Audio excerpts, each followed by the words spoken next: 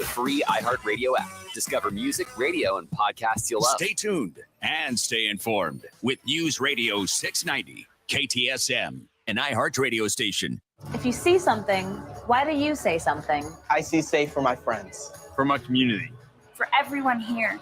We all have something worth protecting, a why that unifies us. Report suspicious activity to local authorities. If you see something, say something.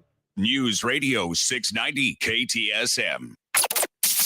Live from the KTSM AM 690 studios, it's Talk El Paso with Andrew J. Polk.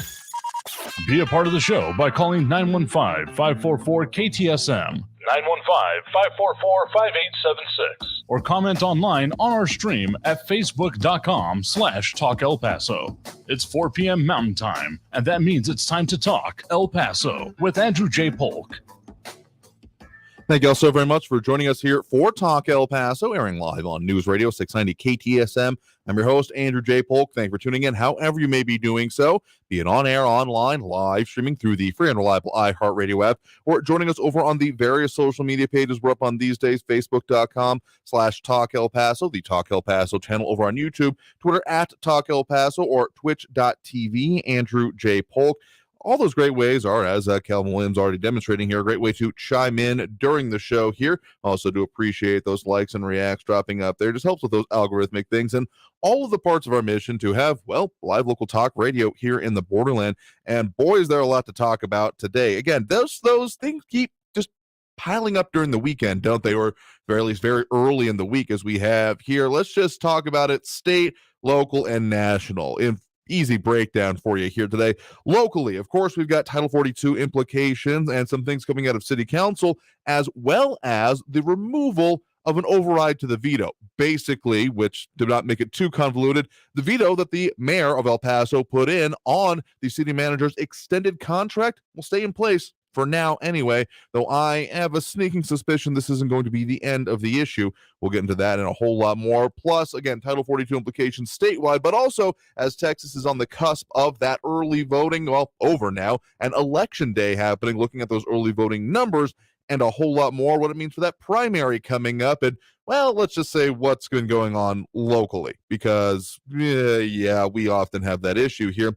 Then nationally, a whole lot more of the supply chain issues and those kerfuffles continuing apace, including things like peanut butter and gas prices expected to be surging. So, yeah, we got a lot more to talk about there. So if you're wanting to chime in over on our social media, Facebook, YouTube, Twitter, and Twitch, you can do that throughout the program. We'll have those phone lines open a little bit later in the show, as we often do. And otherwise, we'll just be off to the races talking about all the things that affect us here on the borderland.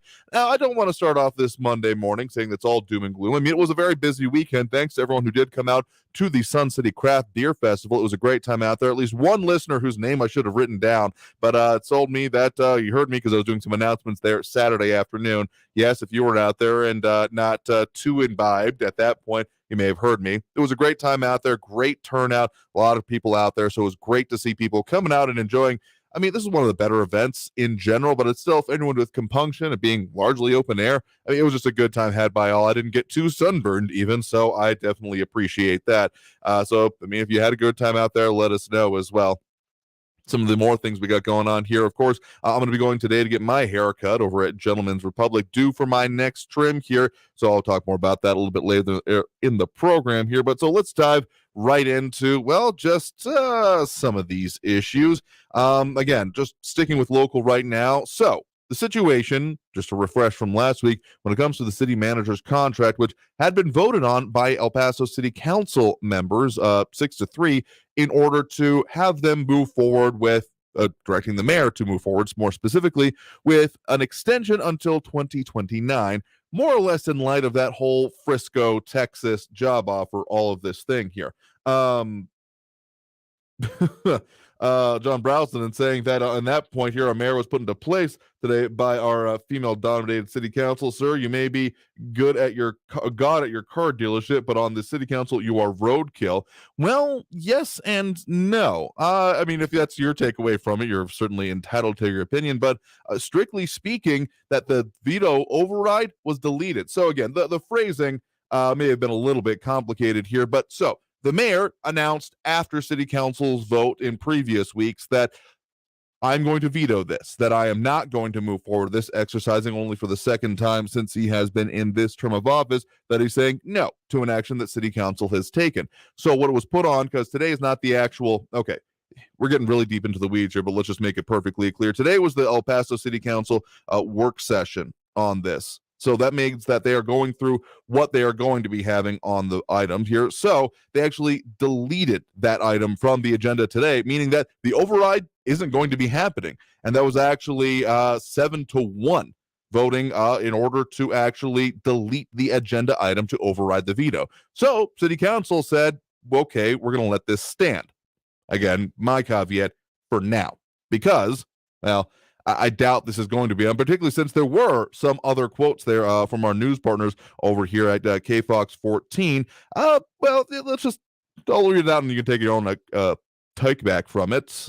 Quoting Cassandra Hernandez here, city representative, in the absence of leadership and hearing the feedback as a city council, we decided to delete the override veto today. But let me be clear, it is indisputable that we have seen the significant growth that Mr. Gonzalez has demonstrated, exceptional service. He has served this community very well. And then also going on to say that it was, well, when placing the item on the agenda there, that it was imperative to take action to override the mayor's veto in order to preserve the responsibility granted to council by the city charter and to hold up the decision by council to extend the city manager's contract. And so, yeah, that is going to definitely continue on. But also, Cassandra is saying that it is important to keep good talent and how they as a council will have to make it up to Tommy Gonzalez since he withdrew from the Frisco position after this, well, in between the contract being extended and this veto being announced here. So that's just a little bit of complication here and why you might be able to divine a little bit why I don't fully expect this to be over just yet. The only no vote, Peter Swarzbein, saying that, again, talking to our news partners over at KFOX 14, my concern here today is that, again, we are having actions that benefit certain people in the community with political corrections, you said. I think there's a typo in the article there, but political connections. So I'm certainly entitled to his opinion on that as well. But let's just say it's been brought up by some, and I'm not going to take a smidgen of credit on this because this goes well beyond even just our audience here. But that, I mean, what Cassandra Hernandez referenced there, that the feedback as a city council leading to the decision to delete the override of the veto. In simple terms, they decided that they're not going to go against the mayor on this. Again, my caveat, emphasis mine, for now. Because I don't think this is going to go away because, sure, the contract is still in place for a couple more years, 2024. Some of the calculations in it, particularly that compensation schedule, that limiting it to $450,000 a year, but also based on a market analysis of other regional cities that we've talked about previously, also with our news partners, particularly Estefania Seifert, investigative reporter over there at KFOX 14, talking about what are some of the stipulations, those regional cities, regional big cities that are being compared here. So, yeah, we'll see about it. Kevin Williams asking, is the mayor of El Paso only as strong as a vote on the city council? Actually, no. In simple terms, he actually doesn't usually vote on issues, only as a tiebreaker. That has happened a handful of times on its own. I want to say once during this term of office. I remember a couple of times during the previous term of office when DeMargo held the position here. But otherwise, the veto was the primary thing. Now, that being said, there is still, well, a possibility because you may remember we've talked a little bit about that whole ad hoc charter advisory committee, which is a long name to say a group that has been appointed to look at changes to the city charter, changes to operations, to very basic tenets of how the city operates as a government. And one of those things that has been brought forth is the idea of eliminating the mayoral veto, as calling it disruptive, and then turning it into another vote, essentially, and therefore being the business head of the executive side of this whole increasingly convoluted system of local government. I mean, even just describing it here, I'm realizing it. Oh, boy. Kevin Williams further asking, good questions as well. What does it take to override the veto? It would have taken 6 members of city council in order to do so.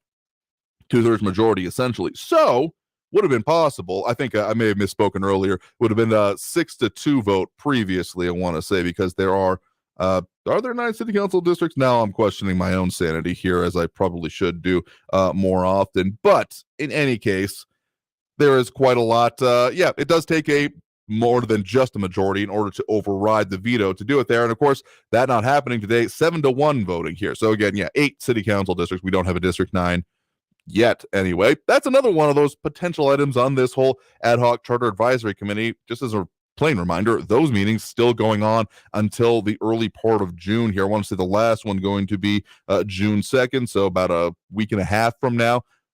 Worth knowing what's going to be going on there, but of course those items are going to come up on city council itself. But I've also gotten some notices, shall we say, about there might be more, ballot items coming forth. Gotten some direct notification of actual ballot initiatives and petitions going around. So there are some more possibilities here. Chauncey Prime over on the YouTube saying, wish they would vote on painting some lines on the road. Okay, I've been noticing that at least in my neck of the woods here on our way over to the station. Of course, our station being here on Mesa near UTEP. Seems they've been doing a little bit of restriping. But the fadeaway has it almost seems to have accelerated recently, but that's more my perception than anything here. John Browson and further saying that the city manager maintains his control by doing small favors for certain city council members. For example, the Viscount and Hawkins intersection was resurfaced last week, thus ensuring the city council member number 3's vote here. I think you made some previous statements also about not knowing where the skeletons are, and that at the very basic being an example of good leadership, because if you've been there this long and don't know where it is, how effective can you really be deemed to be? We're getting a little bit out of what can be plainly seen and what kind of FOIA requests you can get. Well, I guess you could FOIA that one, but I'm sure it would be a complicated process. Point is that there's a whole lot more that is probably going to come out of this because, again, that whole Frisco city manager search that spurred this situation, I don't see that dying. Of course, again, Tommy Gonzalez, not conflating names here. Tommy Gonzalez, city manager for the city of El Paso. Let's make this clear. Declined that potential, his finalist status for that position here. So I don't think that this is going to just end. I fully expect that we're going to see this come up at least one more time on an agenda here or there. Because, as much as I do think that y'all's response probably had a good portion of this, because it's not usually something that just happens we completely changed our minds here. That doesn't happen that often. It doesn't seem like. So response and responsiveness is definitely important here.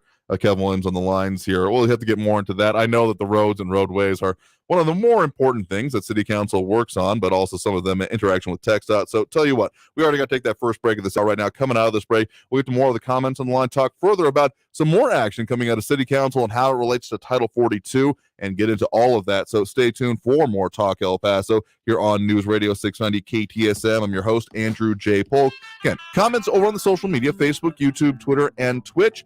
And a whole lot more conversation about the things affecting us here in the borderland after this break here on News Radio 690 KTSM. Stay tuned.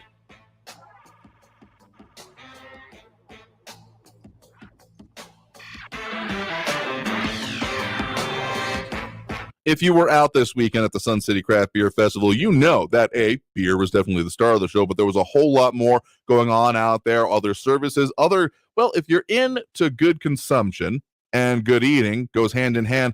Got to see our friends from Enhanced Flavors out there doing all their good stuff, because good eating, good drinking, they go hand in hand. So if you appreciated that, or even just like the idea of it, you definitely still need to check them out here. Again, their full spread that you get at their booth is one thing, but you can also find it online for yourself at enhancedflavors.com. That's enhanced with a D, flavors.com. They're also going to be out during the New Mexico Wine Fest happening in Las Cruces at the State Fairgrounds there in the coming weekend. So you'll still get another chance to see what they've got, the full spread, try the samples. That's the real advantage of going out to these kind of things here, because I'm often surprised myself whenever I get the chance to see them, see what they got. There's always something I'm like, oh, I didn't realize we had that. Because sure, you may say 40 different varieties and think okay, that sounds reasonable. It's seeing it in person and really getting to then directly experience it, whole different situation. So it's worth your while if you're into that kind of thing, or want to be, or just want to be better at feeding your family and eating well in these days. Find them online, enhancedflavors.com, their full schedule, where they're going to be, enhancedflavors with a D.com. Traffic all day. News Radio 690 An earlier crash at Donovan and Talbot knocked out power within a 5-square block area after a power pole was hit in an accident. Police are asking you to avoid that area. Disabled vehicle blocking the right shoulder on Memorial Highway 375 northbound at Pebble Hills Boulevard. Alabama at Pierce, there's an accident there. Take Fred Wilson or Piedras as alternates. Police and fire on the scene of an injury accident, Independence and Liberty. Kerry Edwards, El Paso traffic. This report is sponsored by the Ben Ferguson Podcast. Coming up on the Ben Ferguson Podcast, is it possible that the Democrats and the Biden administration are purposely destroying our economy? Is it so they can gain more control over your life? That's exactly what they're doing, and I'm going to prove it. Download the Ben Ferguson Podcast now. If you're 45 or older, this message could save your life. Health experts now recommend starting regular colorectal cancer screening at age 45. Colorectal cancer is the leading cause of cancer death, but it's preventable through regular screening. There are more screening options than ever before, including at-home tests. You've got the guts to prevent colorectal cancer. Talk to your doctor about your options and visit cdc.gov/screenforlife for more information. As a marketer, you want to reach everyone. Adults, teens, millennials. But it's not like these groups all hang out in the same place, right? Actually wrong. They're all right here, listening to radio commercials just like this one. Radio ads connect with 93% of Americans every week. That's more than Google, more than Facebook, more than TV. In fact, radio reaches 20% more millennials than TV. Want more of the people you want to talk to all in one place? Visit iHeartAdvertising.com and get AM/FM working for you. That's iHeartAdvertising.com. On the new true crime podcast Betrayal, a woman chronicles her fairy tale romance gone horribly wrong. Her husband's secret life destroyed their marriage, shook their community, and ultimately sent him to prison. Going through Spence's emails, Snapchat, whatever I could get my hands on. Just a punch in the gut every single time. Listen to Betrayal on the iHeartRadio app or wherever you get your podcasts. Brought to you by DuckDuckGo. Search, browse, and email privately, all for free with the DuckDuckGo app. Here's a message just for the attorneys out there.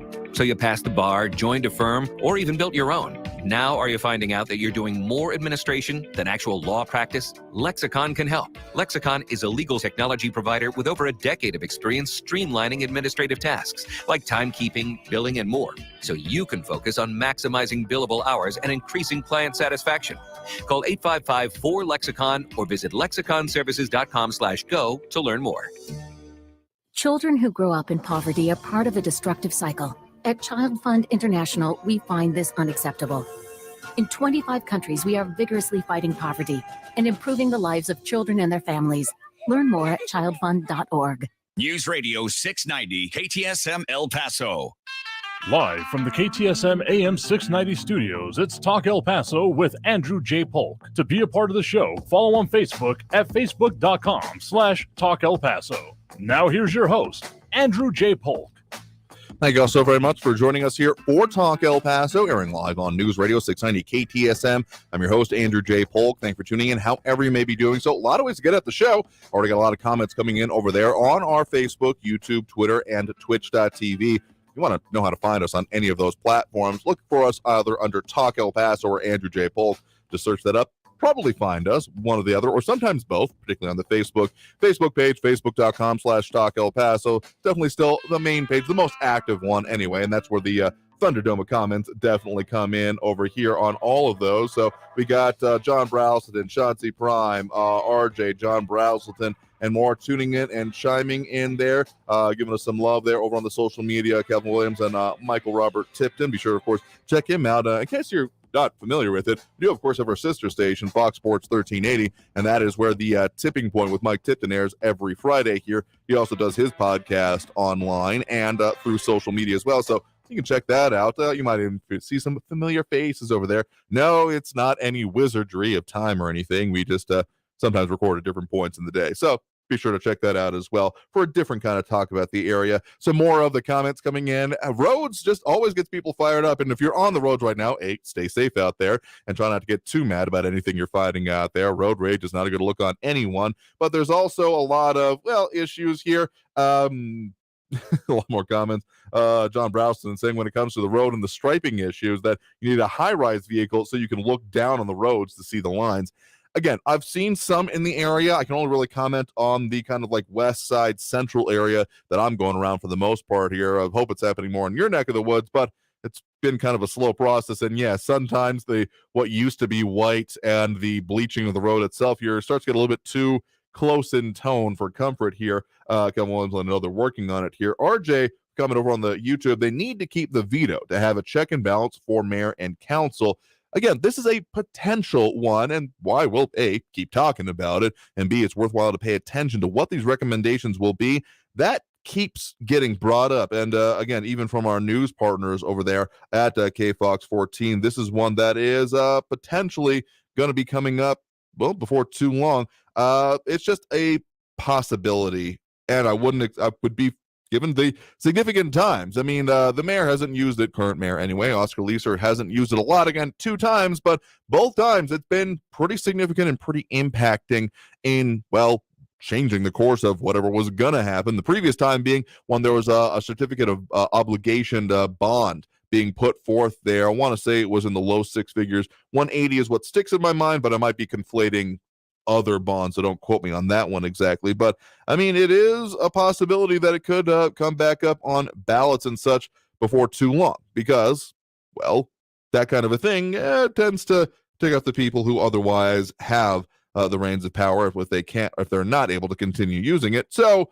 that's why I say, caveat in mind that yes, the veto override has been deleted from the agenda for now, and this stands for now. So we will see. But one of the other things that I, of course, and one more comment from Calvin Williams on that point here, how does a politician justify a pay increase when the average/mean pay doesn't go up?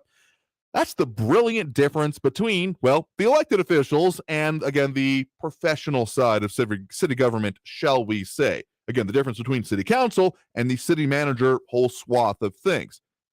Now, this was before my time being able to vote, so I can't really comment qualified way on what exactly the conversation was going on at the time when the decision was made to transition El Paso from the strong mayor form of government to the city manager form of government. But the general idea, looking back on it anyway, was that, okay, we want a little bit more professionalization of city staff. We want less turnover, less turmoil between administrations, because it used to be that everyone fell essentially on city staff directly under the mayor. The mayor was their boss, and that's not untrue anymore, but now again there's that separate sector that essentially the city council acts more, I guess you can consider it almost more like a parliament. It's a little bit stretch of an example, so stick with me here for a second, but essentially the idea that they are the ones creating the policy, putting forth the procedures of what needs to be done, and then the city manager side then acts as essentially the executive and then executes it, moves it forward, does the technical aspects of it. So, I mean, there are some pros and cons, as with any system of government. If someone comes with a perfect one, they need to stop keeping it to themselves, because we could certainly use a bit of infusion in a whole lot of different ways. But the idea of that is then, again, make it a little bit more formalized, a little bit more professionalized, a little bit more less variable between. And there has been a lot of consistency, I will say, in certain aspects, like particularly the implementation of that policy, that there's been a lot of consistency between administrations on how the city staff continues working on it. Now, whether you take that as a positive or negative, entirely up to you. But so that is why that salary is set by our elected officials. The elected officials' salaries are set I'm going to say by us, but it's a little bit more complicated than that, as it always is, because city council and the mayor's salary has to go on the ballot per the city charter. So anytime that they want a pay increase for themselves, they have to ask us, the public, to do it, or should I say, those who are willing to go out and vote to do it. We'll get into that here in just a second.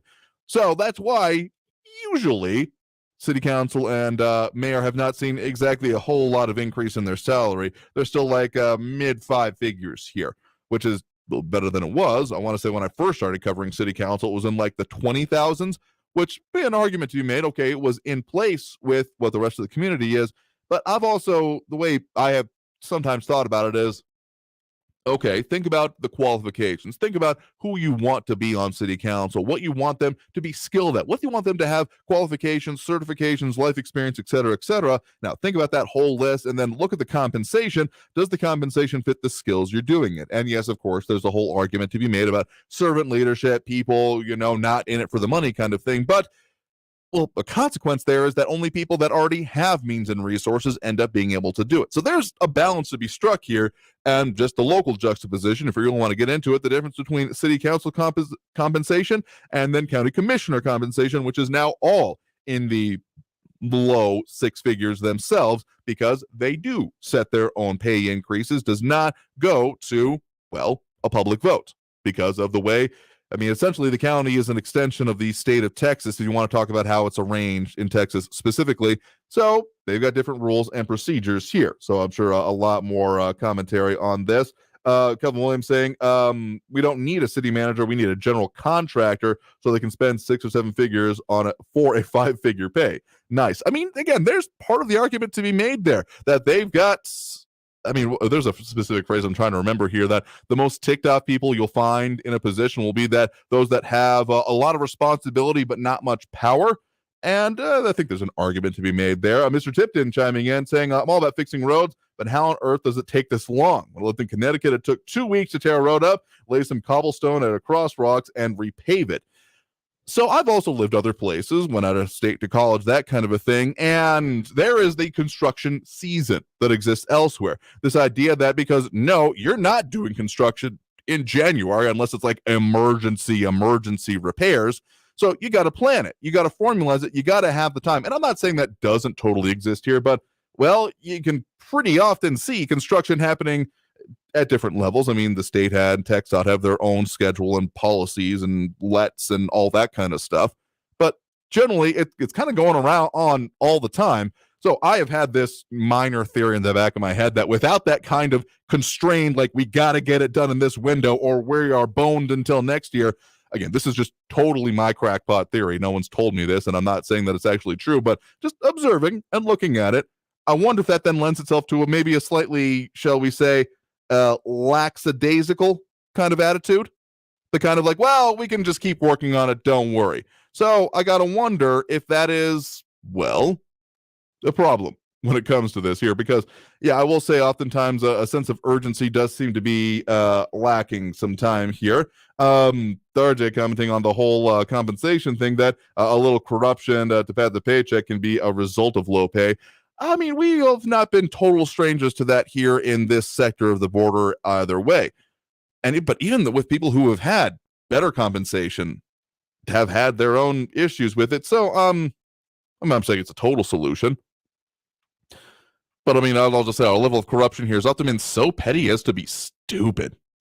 Like, again, speaking about being out of state, where I have had some life experience, the amount of corruption, like they're trying to auction off, Senate seats, multi-$100 million contracts for roadway construction. And what do we get here? We get printing contracts in the low thousands. Someone ends up going to jail over because they gave it out as no bid. Like, I'm not saying I like corruption, but at a certain point, the level we got here is even stupid as to be mildly comical. Anyway. Fred Mark is also saying, missing part of Mark Levin. Don't worry, Mark Levin still airs on this station here. Just at a slightly different time there. So, hey, you got what you want another way. RJ quickly picking up on some of my, Illinois. Let me just say that I was significantly triggered on my own when Rod Blagojevich came back up in conversations here nationally, because I was like, oh, God, I thought I would never have to hear that man's name again, having been, in the general Midwest area. And, oh, boy, that was a whole cluster muffin. Anyway, we are overdue for that next break right now. Coming out of this break, we're going to connect what I was talking about with voting with what our current vote is, because, of course, we are on the cusp of Election Day coming up tomorrow. And let's just say the voting rates are, well, longtime listeners of the show might know it's a disappointing expectation that has been achieved here already, but we'll get into that and a whole lot more coming out of this break with more Talk El Paso here on News Radio 690 KTSM. I'm your host, Andrew J. Beholk. Opening up those phone lines just a little bit later, but otherwise coming up with more talk about what affects us here in the borderland. Stay tuned.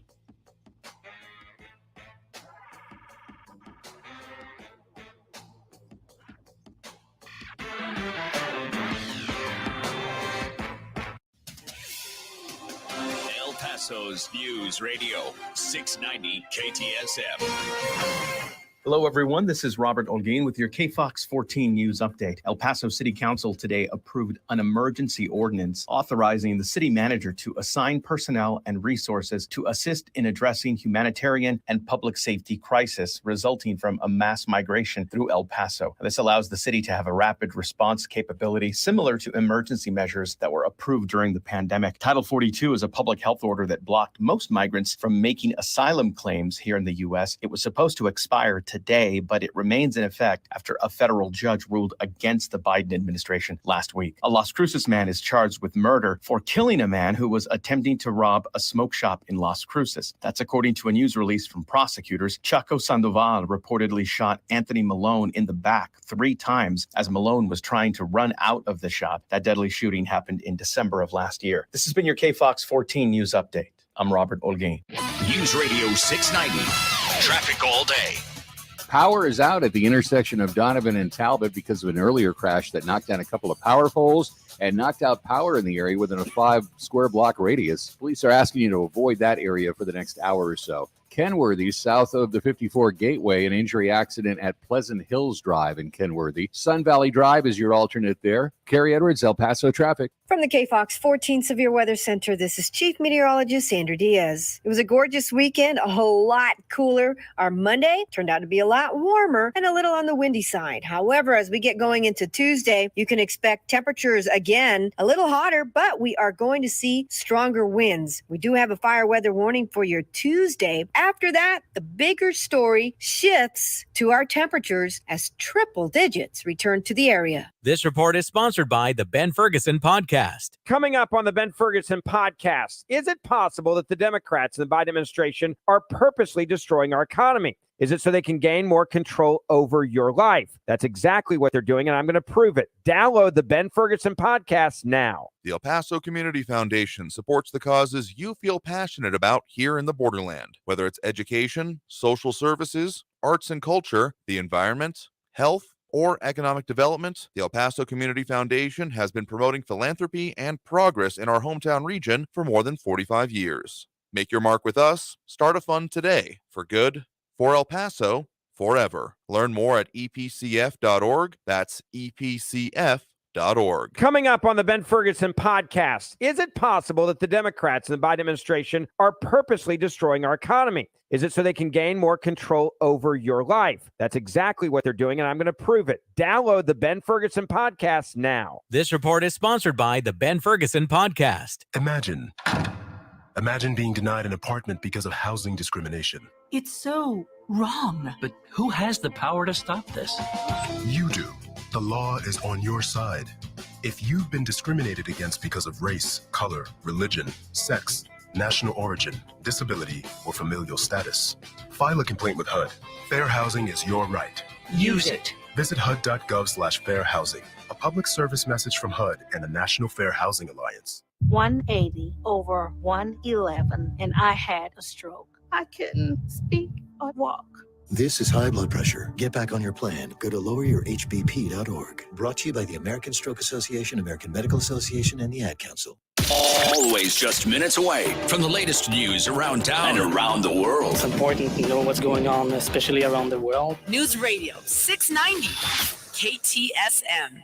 El Paso's News Radio 690 KTSM. Live from the KTSM AM 690 studios, it's Talk El Paso with Andrew J. Polk. To be a part of the show, call 915-544-KTSM or follow on Facebook at facebook.com/Talk El Paso. Now here's your host, Andrew J. Polk. Thank you all so very much for joining us here for Talk El Paso, airing live on News Radio 690 KTSM. I'm your host, Andrew J. Polk. Thank you for tuning in, however you may be doing so, be it on air, online, live, streaming through the free and reliable iHeartRadio app, or joining us over on our various social media pages, facebook.com/Talk El Paso, the Talk El Paso channel over on YouTube, Twitter at Talk El Paso, or twitch.tv, Andrew J. Polk. A lot of stuff we're talking about here today. A lot of comments coming in, including some breaking out the haterade. Louis Pinato wishing that this show aired Sunday at 3 a.m. You know what?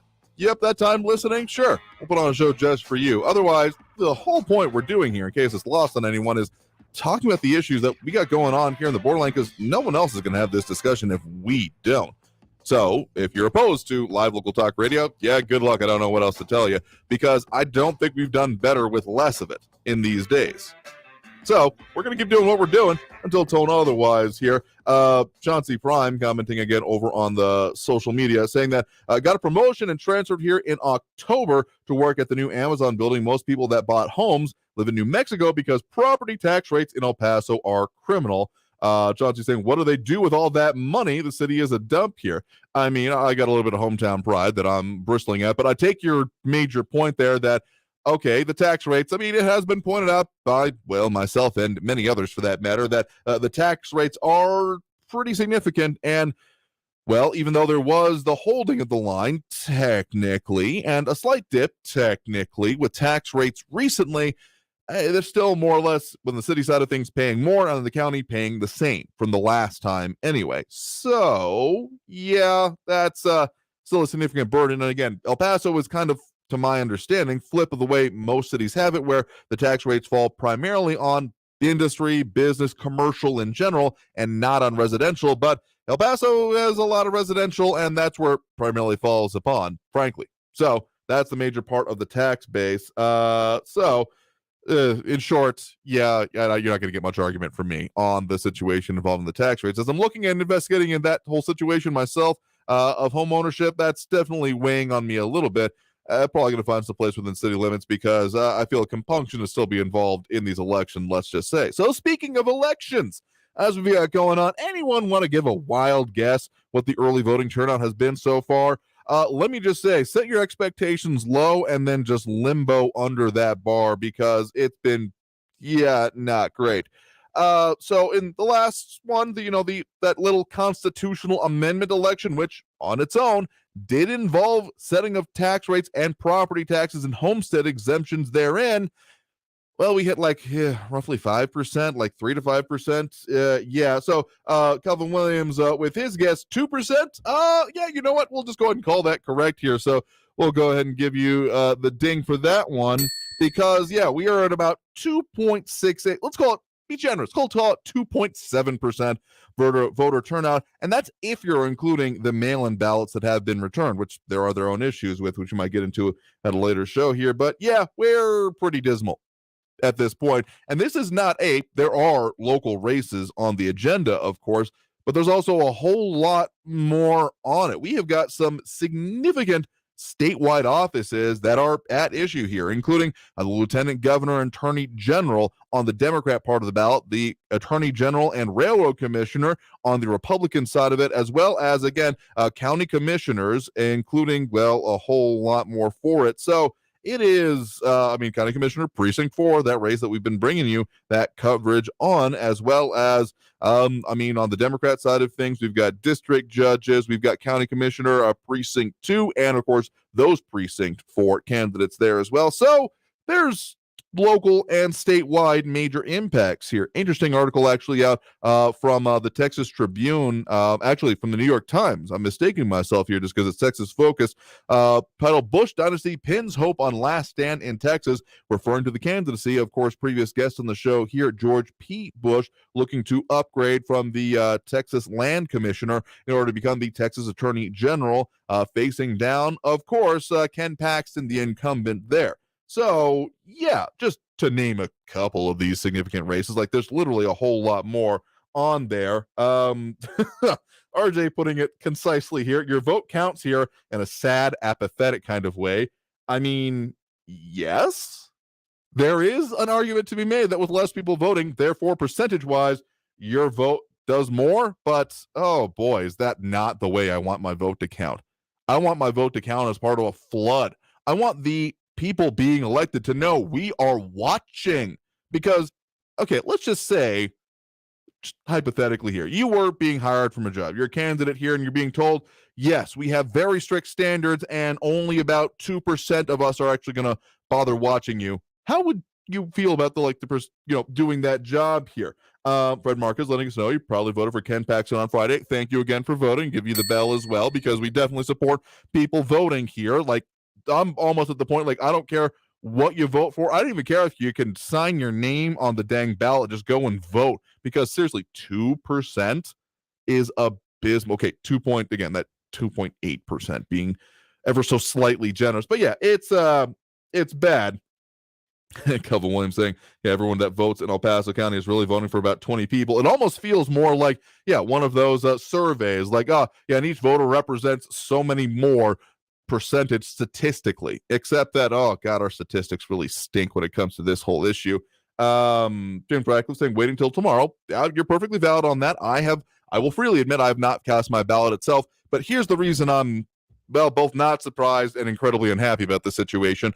Traditionally, here in El Paso, we have seen that the early voting is more or less than doubled on election day. So with this trajectory, we're going to hit that very robust 5%. So in terms of grades, not even, you don't even get to say, well, try to bring my grades up next year. You're just kicked out of school at that point. And we've been in this situation for quite a lot of time here. Yeah, it's disappointing in a way that that word just does not quantify at all here. So, in terms of the voting, let's just put it this way, trying to bring it home and not just me shouting into the void here. Try to get people interested in this. I know that I have had people in my own life that just had nothing to do with elections that, they weren't even unintelligent people, uninformed people. They were just like, I don't really get the point of voting locally. Just telling about the issues on here and being like, yeah, we've got these issues on the ballot. We got these people running. Have you liked what they've done? Have you not? Have you paid any attention at all? It takes people getting activated. I know there's this whole wake up kind of situation we talk about quite a lot because it's necessary. But I don't think, if people are going to be awake by now, there might be some event that will then get them even more awoken. But activation, I think, might be a better way to consider it. Because it's not I hope someone does it. It's no, I have somewhat of a responsibility. I'm not saying that if this doesn't happen, it's y'all's fault. If you're already listening to the show, going out and voting, you're already part of the solution. But just take it that next step further and actually talk to someone about it. Again, if there's one thing that I hate people get out of the show, is that talking about things, even if it might sometimes be uncomfortable, even if controversial things come up, leaning into that is frankly one of the more American values I can think of. Because not shying away from it, staring in the face and saying, no, we're going to deal with this. Tell me something that feels much more American here. And RJ saying round up to 3 and fool myself. I think we've done plenty enough of that here in recent days. But tell you what, we're already up for that next break here right now. We got a lot more comments coming in. Chauncey Prime, James Radcliffe, Calvin Williams, Fred Marquez, and more tuning in, chiming here. Louis Pinato taking a break from the haterade, it looks like. But we'll be back here more and talk more about these, get into the comments, and open up those phone lines as well. That number to call is 915-544-5876, 915-544-KTSM. We'll start taking your calls, talking about the issues we got at hand here, because we haven't even really touched on the Title 42 implications yet. You may have heard that during the news update. So we'll get into that and a whole lot more coming out of this break with more Talk El Paso. You're on News Radio 690 KTSM. Stay tuned.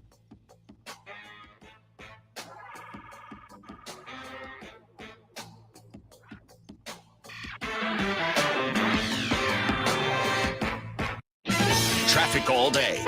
News Radio 690. Power is out at the intersection of Donovan and Talbot because of an earlier crash that knocked down a couple of power poles and knocked out power in the area within a 5-square block radius. Police are asking you to avoid that area for the next hour or so. Kenworthy, south of the 54 Gateway, an injury accident at Pleasant Hills Drive in Kenworthy. Sun Valley Drive is your alternate there. Carrie Edwards, El Paso traffic. This report is sponsored by the Ben Ferguson Podcast. Coming up on the Ben Ferguson Podcast, is it possible that the Democrats and the Biden administration are purposely destroying our economy? Is it so they can gain more control over your life? That's exactly what they're doing, and I'm going to prove it. Download the Ben Ferguson Podcast now. Hey, El Paso, Ivan Ochoa here, General Manager of Southern Park Chrysler Dodge Jeep Ram. Once again, we were El Paso's #1 dealer in Chrysler, Dodge, Jeep, Ram sales in April. Thank you, El Paso and surrounding areas. The Memorial Day sales event starts now at Southern Park Chrysler, Dodge, Jeep, Ram, Fiat. And there's never been a better time to get more for your old car, truck, or SUV. Even if you owe thousands more than it's worth, we want it. So you can save big on every new and and certified pre-owned vehicle in our huge inventory. 2022 Ram 1500 trucks with 0 APR for 60 months. All new 2022 Jeep Wagoneer full-size SUV with third row seating. 0 APR for 60 months. 0 payments for 90 days. Plus, we have aggressive lenders with great rates and terms, even if your credit is less than perfect. All military personnel and all first responders receive an additional discount. Thank you for your service. Sunland Park Chrysler, Dodge, Jeep, Ram, Fiat. Where buying a car is fun at I-10 at Sunland Park Drive or online at sunlandparkdodge.com. Estamos en tu esquina El Paso. El Paso Strong. Includes factory rebate and dealer discount plus TTNL. 0 APR is $16.67 per thousand finance on select vehicles with approved credit. Offers not combined. On the podcast Paradise Lost, Crime in Miami, 2 South Florida natives examine their state's most notorious true crime cases. Each episode exposes the dark underbelly of the Sunshine State. Beaches, nightlife, and tropical weather may be what folks think of when they think Florida. But as Miami natives, we like to say that South Florida is a sunny place for shady people. Listen to Paradise Lost, Crime in Miami on the iHeartRadio app or wherever you get your podcasts. New on Curiosity Stream. Just because it hasn't been done before doesn't mean you can't. Watch Earth's greatest minds forge our path to a better tomorrow. It's engineering the future. And Jaws, Star Wars, The Godfather, E.T. The biggest movies have even bigger music, from King Kong to The Dark Knight. See how musicians scored Hollywood's greatest hits on great film composers' music of the movies. Watch now on Curiosity Stream. Annual plans are $20, just $1.67 a month. Visit CuriosityStream.com. When it comes to mixing drugs, you may think you have a safe approach, but the bottom line is, mixing drugs is never safe. It can cause serious health problems like a heart attack or brain damage. Learn more at cdc.gov/stop-overdose. Coming up on the Ben Ferguson podcast, is it possible that the Democrats and the Biden administration are purposely destroying our economy? Is it so they can gain more control over your life? That's exactly what they're doing, and I'm going to prove it. Download the Ben Ferguson podcast now. News Radio 690 KTSM. Live from the KTSM AM 690 studios, it's Talk El Paso with Andrew J. Polk. To be a part of the show, call 915-544-KTSM or follow on Facebook at facebook.com/Talk El Paso.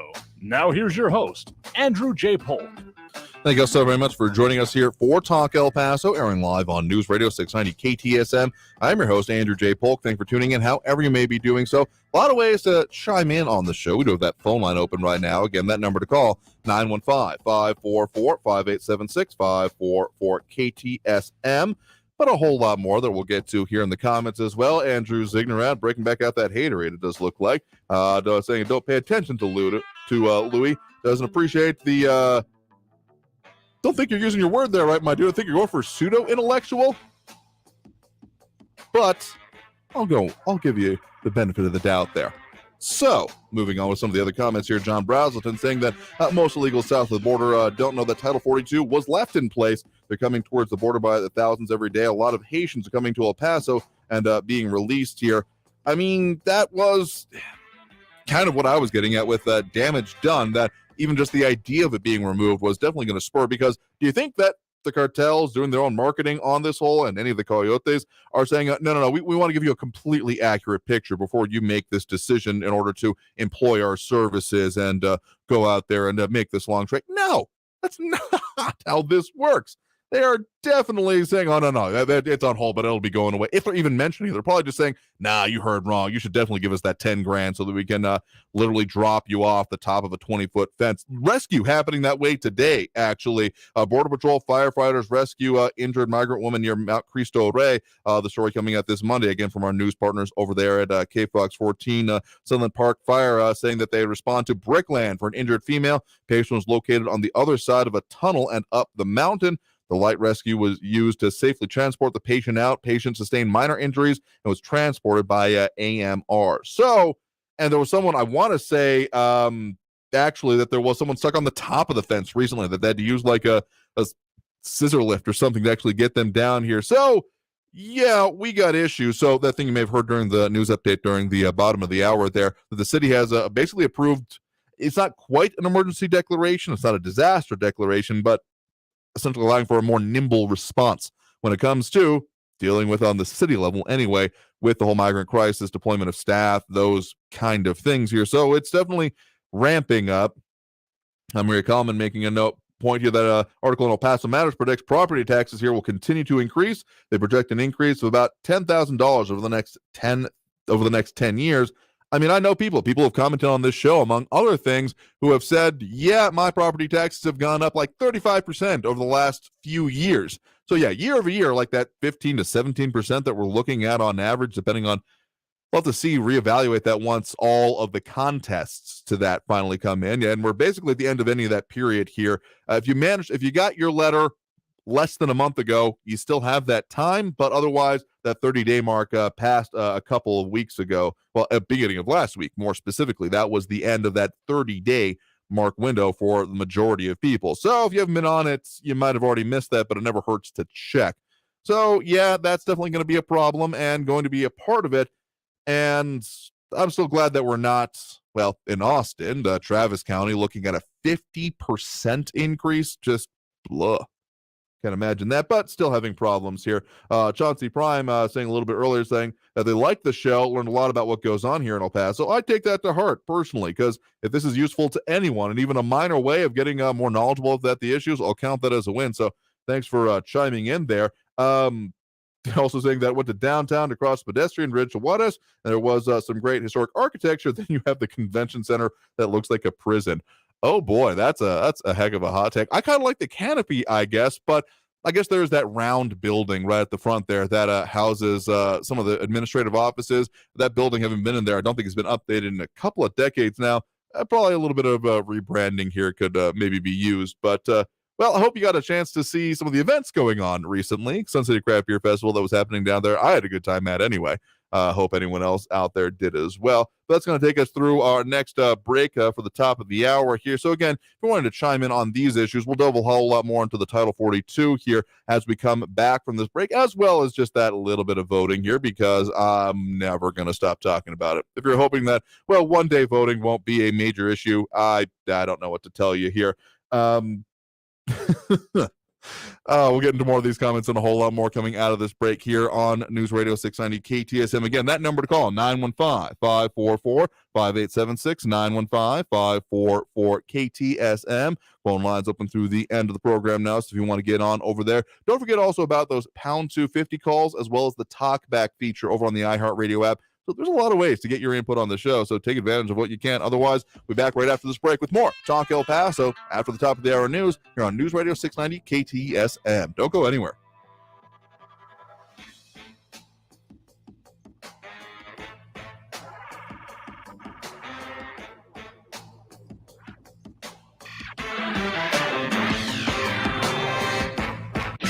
Traffic all day.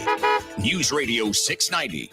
Got an accident reported Gateway West before Yarborough at Vista de Oro Drive. Heads up, the power lights may be out Donovan Drive at Talbot because of an earlier crash that knocked down a power pole and knocked out power in the area. Border Highway, eastbound at Zaragoza, disabled vehicle blocking the right shoulder. And an accident reported Yandell Drive at Geronimo. Carrie Edwards, El Paso traffic. Big news. A recent study finds Americans don't trust big media. Now, Americans have found a source they do trust. It's Newsmax. They watch Newsmax TV, and they even use the free Newsmax app on their smartphones. Nielsen says that almost 7 million cable viewers watch Newsmax, but not Fox News. Millions really are making the switch to Newsmax. Start your mornings with Wake Up America and Rob Finnerty, and finish the night with Rob Schmidt. He tells you the real news with no woke, no spin. On weekends, watch Mike Huckabee, Diamond and Silk, Rob Carson, Sebastian Gorka, and much more. Find Newsmax on all major cable systems. If your system doesn't carry Newsmax, call them and demand it. Or change to a cable system that does carry Newsmax. More than 20 million Americans made the switch to a trusted news source, Newsmax. So make the switch today. You won't go back. We first opened about 10 years ago. We were small, just a few of us, but it was exciting. I always dreamt of having my own business. It was kind of slow at first, but things started picking up. We had big plans, but in our wildest dreams, we never thought we'd have this much work. Yeah, with so many businesses caught off guard by the storm, Reed Waste Management has never been busier. What will become of your business after a disaster? Nearly 2/3 of businesses aren't prepared for an emergency, and 40% of businesses that experience a disaster never recover. Make an emergency plan now before it's too late. For a free online tool that helps you develop an emergency plan to keep your business up and running should disaster strike, visit ready.gov/business. Brought to you by the Federal Emergency Management Agency, the American Red Cross, and the Ad Council. Donna from Louisiana. The storm just hit, and we went from donating to the food bank to needing it. Hunger is a story we can end. End it at feedingamerica.org. Brought to you by Feeding America and the Ad Council. Always just minutes away from the latest news around on the town hour and around the world. Traffic and what's weather going all on. day. News Radio 690 is KTSM AM El Paso, an iHeart radio station. NBC News Radio, I'm Brian Shook. Republican Senator Lindsey Graham supports President Biden's position defending Taiwan against China. The president said the U.S. would militarily intervene if China tried to take over Taiwan. However, the White House clarified his words didn't mean there was a change in U.S. policy. In a tweet, South Carolina's Graham said failing to support Taiwan would be akin to abandoning democracy itself.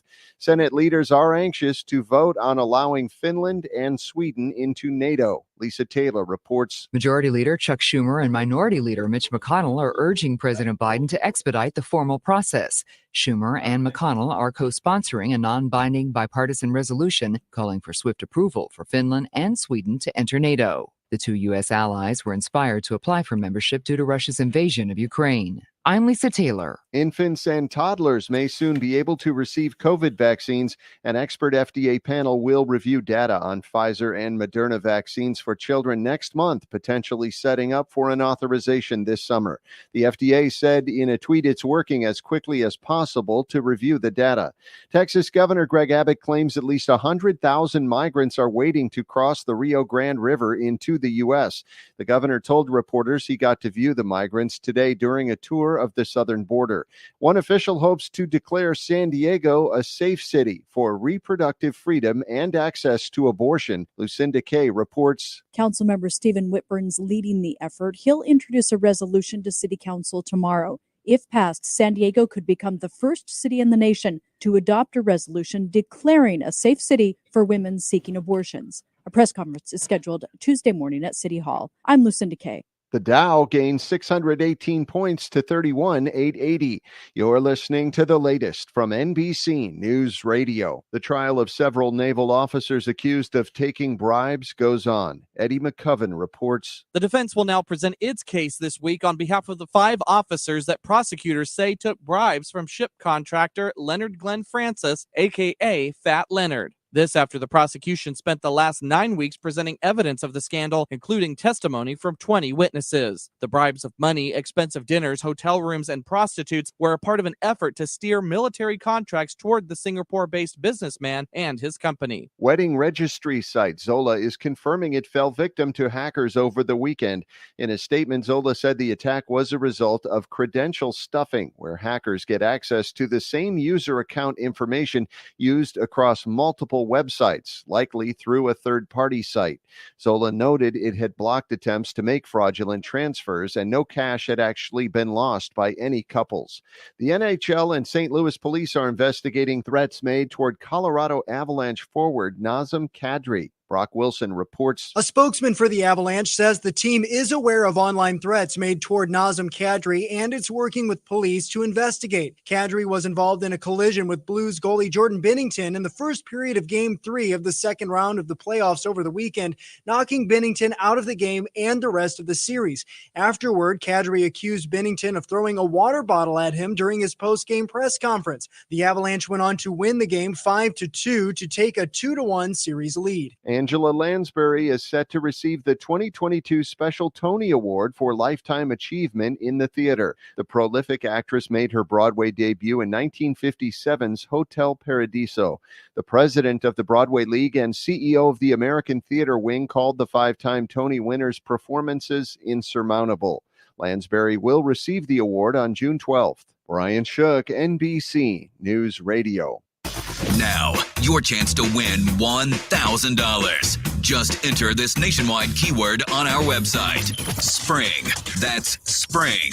Enter it now. This report is sponsored by the Ben Ferguson Podcast. Coming up on the Ben Ferguson podcast, is it possible that the Democrats and the Biden administration are purposely destroying our economy? Is it so they can gain more control over your life? That's exactly what they're doing, and I'm going to prove it. Download the Ben Ferguson podcast now. As the country bounces back from COVID and mask mandates are lifted, your business needs a lift too. Promote your company right here, right now. Radio ads connect with 93% of Americans every week. That's more than Google, more than Facebook, more than TV. In fact, radio reaches 20% more millennials than TV. Want more of the people you want to talk to all in one place? Visit iHeartAdvertising.com and get AM and FM working for you. That's iHeartAdvertising.com. Available now from iHeart, returning for Season 3, is The Restless Ones, an original podcast presented by T-Mobile for Business and iHeartRadio. Join me as I sit down for in-depth discussions with the people at the intersection of technology and business. You'll learn how each of these leaders is building a bridge to what's next and leveraging transformative technologies like 5G to create a more connected and meaningful future today. Listen to The Restless Ones on the iHeartRadio app, or wherever you get your podcasts. So I'm a cat, and I just moved in with this new human, and she's got this little toy she's always playing with, all day long. Tap, tap, tap, tap, bloop, bloop. She can't put it down. There it is. Oh, and get this. She even talks to it. Last week, she asked it for Chinese, and guess what? Egg rolls showed up. Like magic. Humans have cool toys. A person is the best thing to happen to a shelter pet. Be that person. Adopt. Brought to you by the Ad Council and the ShelterPetProject.org. News Radio 690 KTSM El Paso. Live from the KTSM AM 690 studios, it's Talk El Paso with Andrew J. Polk. To be a part of the show, call 915-544-KTSM or follow on Facebook at facebook.com/Talk El Paso. Now here's your host, Andrew J. Polk. Thank you all so very much for joining us here for Talk El Paso, airing live on News Radio 690 KTSM. I'm your host, Andrew J. Polk. Thanks for tuning in, however you may be doing so, be it on air, online, live streaming through the free and reliable iHeartRadio app, or joining us over on the various social media pages we're up on these days, facebook.com/Talk El Paso, the Talk El Paso channel over on YouTube, Twitter at Talk El Paso, or twitch.tv, Andrew J. Polk. Either of those names, most of those places, you'll be able to find us and join in on the conversation. That's the real beauty of it, the reason we do it, among other things, because sure, you can see my mug if you want to, but being able to chime in, add your conversation, the conversation often takes on its own tone and tenor, particularly on the Facebook page. That's where the Skeptic Squad lives. We've got a lot of comments coming in right now. Fred Marquez, Rudy Rivera, John Brazelton, Maria Coleman. Over on the YouTube also, RJ and Chauncey Prime letting us know that being a Floridian, the 8% community makes you a bit cranky. A good moisturizer is what I'm going to recommend for you. I mean, grew up here, went out of state to college to a more humid location and came back and felt like I was going to turn to dust at a certain point. So just going to recommend, as a transplant, a good moisturizer with a bit of SPF in it will do you wonders here, or even a humidifier at night, honestly, year-round here. But also saying that come here on the whole convention center thing. Come have your business convention here in the middle of nowhere. At night, you can go to Waters for the Debauchery. And RJ commenting there, apparently nothing has changed in J-Town. I mean, it was called the zoo back in the day for a reason here, but some of the more recent comments going on here. Rudy Rivera saying El Paso politicians may be well-meaning when they run for office, but it's not long before they get sucked into the harlot's house, quoting Oscar Wilde there, that no El Paso politician is nicer outside of an election season. That's why, giving the nickname here, Tapeworm Tommy Gonzalez is walking all over them. Rudy's words there, an emphasis. I was, not intending to be prophetic, just looking at the analysis, but, since we started the show, apparently, there has been more now coming out of City Council, still in session, at least up until near the top of this hour anyway, now going through another contract extension for the city manager until 2029, but now removed from the consideration there is that pay increase up to that $450.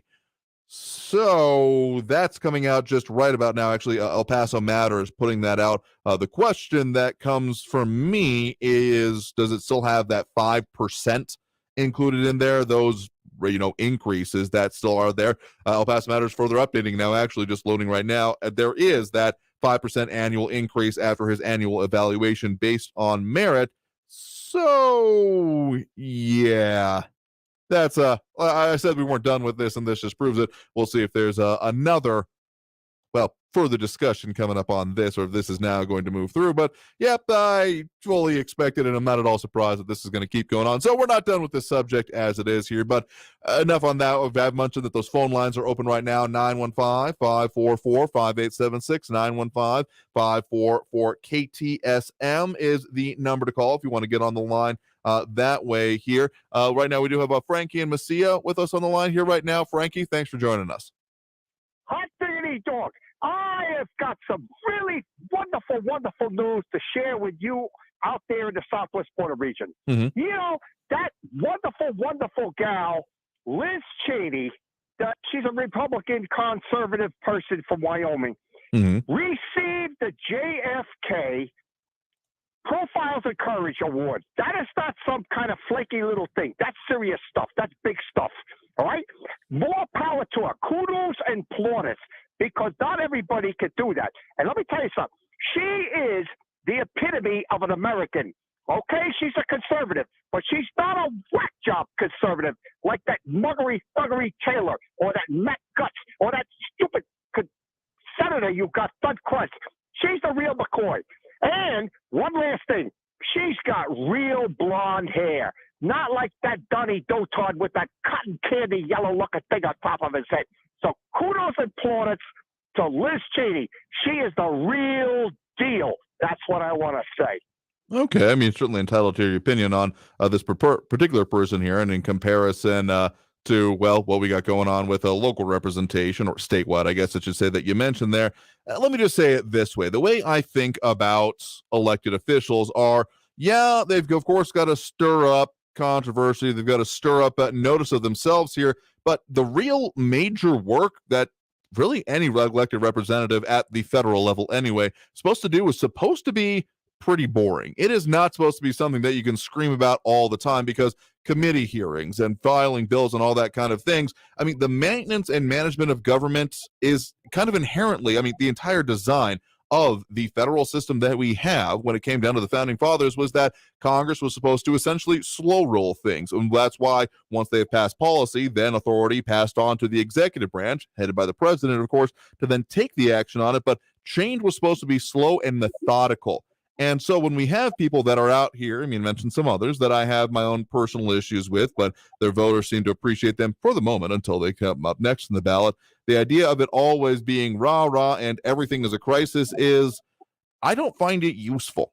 Because, again, as we've talked about this previously, the idea of being mad all the time is just not a useful political emotion. It's not valid. It's not purposeful. It's not going to yield results. And oftentimes it's used by elected representatives to, wave the flag, get people behind them for a specific issue, and then, nothing happens to it. How many of these big issues have come up that people have then said, elected officials specifically said, we weren't quite able to get it done this time, but you definitely have to keep supporting and donating and voting for us so we can get it done for you next time here. So I've got my issues with Liz Cheney here, and she's definitely picked her battle here. She's definitely picked the political hill that her career may or live or die on, and has reaped the whirlwind that she has sown with her own national party here. But I guess just in general, when it comes to, I've been thinking about this a lot lately, so I'm not necessarily taking this out on you, but it's been something I've been a little bit concerned about, how everything is a crisis all the time, particularly politically, and that leads to, among other things, burnout in the electorate.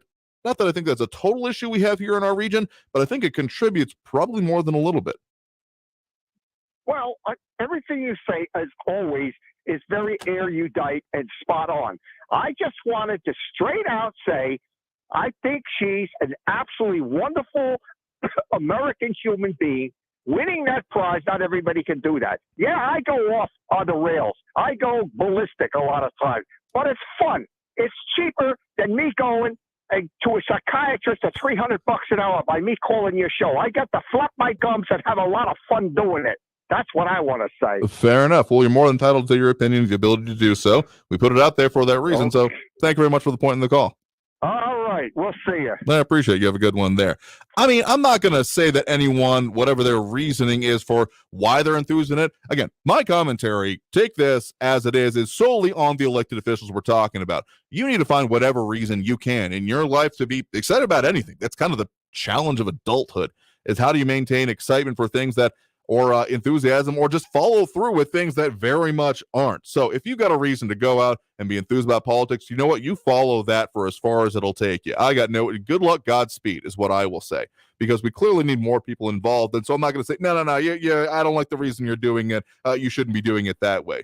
Yeah, the whole idea of it, yeah, everyone should have freedom, but not like that. No, not like that either. No, let me tell you how you're supposed to use your freedom. Is just it just makes me laugh anytime when we see that kind of reasoning come out here, because there's definitely a lot of people that will put forth that as a standpoint of, no, only my brand of freedom is valid here, completely missing the entire point of the phrase, among other things. Here, a lot of commentary coming in about Liz Cheney, which will be valid in its own right here. And Fred Mark is wondering about what's in the water up there in Messia. We get entitled to your opinion here, but we, of course, do have that phone line open right now if you want to call on yourself. That number to do so, 915-544-5876, 544-KTSM. RJ saying on the city manager's contract, another $20K works here. We'll see what happens with it. Fred Mark is also letting us know, no hate intended, just really like certain programming here, as well as Jesse Kelly, Coast to Coast AM, absolutely entitled to it here. I mean, we take the calls we do and the points we do because I think the discussion is almost as worthwhile as any particular point being made and getting people used to it. Because, okay, just think, my soapbox here for a second, how many of these conversations are happening online, and how many people, because of the way social media works these days, it is intended only to show you what you like. So unless you are making a concerted effort to find viewpoints or others that don't completely agree with you, it's not going to be shown to you. And that can lead to a skewed idea and a skewed ability to even have a conversation. I mean, how many people say, well, if you don't agree with me, I'm just going to get rid of you? That's a serious problem, I say. Now, you don't have to agree with everything. I mean, the whole idea of an open mind, anything in there to it, is a valid one. But I got to say, the ability to entertain an idea without accepting it, I think is more or less, I'm hoping it's not becoming a lost art. Because, yeah, understanding an idea, that's kind of what we try to do. Understand, seek to understand, then to be understood is the way we absolutely think about it. And Rudy Rivera saying, put the city manager position to the voters. That has been a question that has come up and is not totally outside of the purview of, again, that ad hoc charter advisory committee going on right now. But tell you what, we'll get into that and a whole lot more. More action from the city. Again, that Title 42 stuff we've just barely touched on. We'll delve into it further coming out of this break with more Talk El Paso here on News Radio 690 KTSM. Again, I'm your host, Andrew J. Polk. That number to call if you want to chime in yourself, 915-544-5876, 915-544-KTSM. Back after this break with more Talk El Paso here on News Radio 690 KTSM. Stay tuned.